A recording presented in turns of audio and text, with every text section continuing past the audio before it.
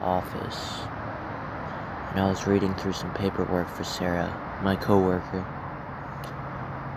As I was, though, I saw my boss, and he looked me right in the eyes. As he began to walk over to me, I waited to see what he would want. Maybe someone to organize Ivan's desk. Ivan was his check-in man, and he was a jerk.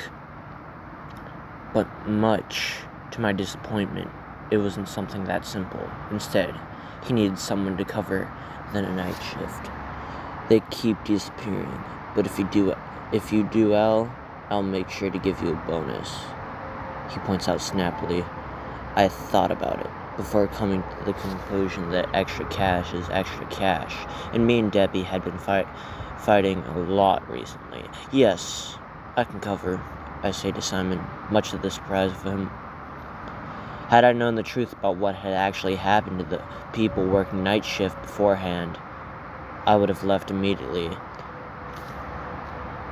As it got later, I remember the eerie feeling that I was being watched by someone. No, something. I looked around throughout the night, but saw nobody. Then, I heard a scratching sound, like somebody had dragged nails across the chalkboard. I looked around, wondering what on earth could have made such a terrible sound. Knowing, I was alone. But how wrong I'd been. And as I had go to return to my work, I hear these spine-tingling words, "Let me out." It was faint, yet sounded close by. As I looked around to see who was speaking, I heard it again, but this time it was louder and closer. "Let me out." As I look around, my heart skipping a beat, I see the most abominable creature I've ever laid eyes on, staring out like a lost puppy, blood dripping down his cheeks, mouth widened in a deranged, demonic smile. It was my boss, standing before me, holding a bloody kidney, having eaten black goop running down his hand.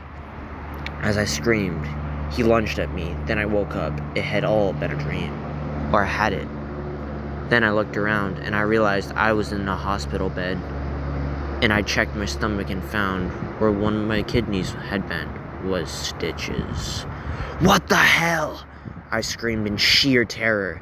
As the doctor and my wife ran in, they explained that I had been found in my office, barely alive, a man clutching my kidney, half-eaten. I sat in stunned silence as I was told that the man disappeared into thin air. I have since found a new job and am never alone, but that man still roams the streets, waiting to dig in. Also, I'm sorry for the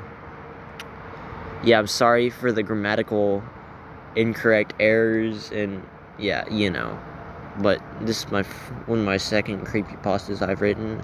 I'm trying to get better, and tell me if you guys liked it. Don't mind the Discord notifications and stuff, but please, if you did like it, like and subscribe, and I will leave comments on, and you guys can tell me what I should write about next. I like horror stories, so try to make them horror themed, please.